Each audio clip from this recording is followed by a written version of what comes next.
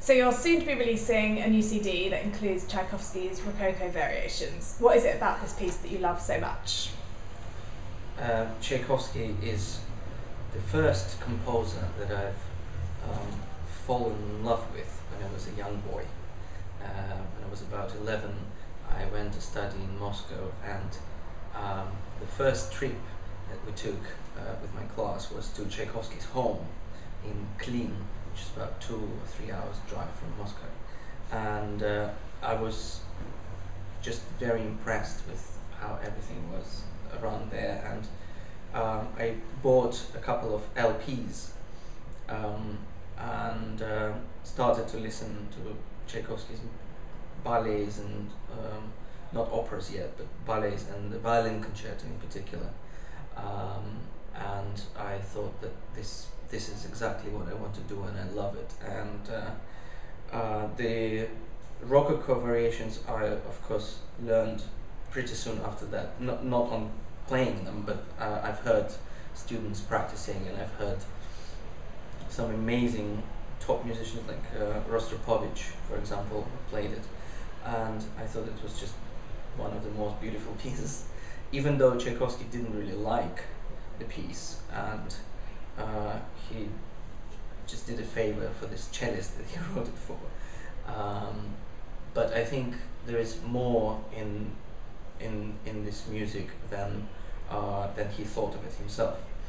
And also, I think it's quite interesting that Tchaikovsky's music is very much influenced from classical period. He was a big fan of Mozart, and even though he's a romantic figure, he kept his forms in the classical way. And of course, the Rococo Variations are the very good example of how he wants to connect to the years before him.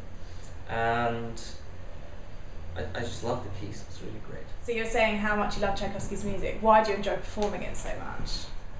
Because I love it, and because it's very challenging, and I like challenge.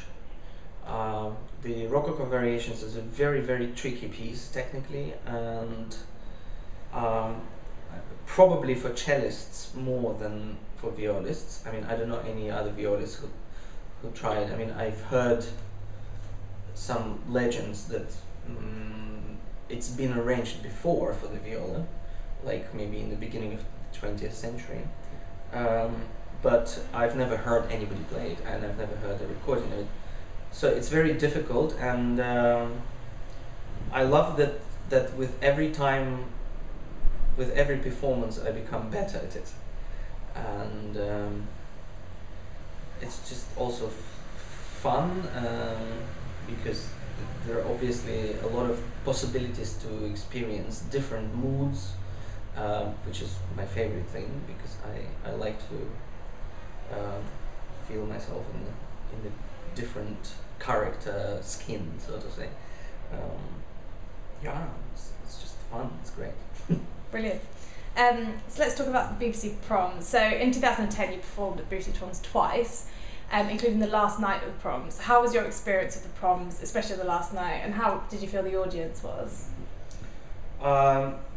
My experience was full of emotions, because of course I was very, very nervous for both of them.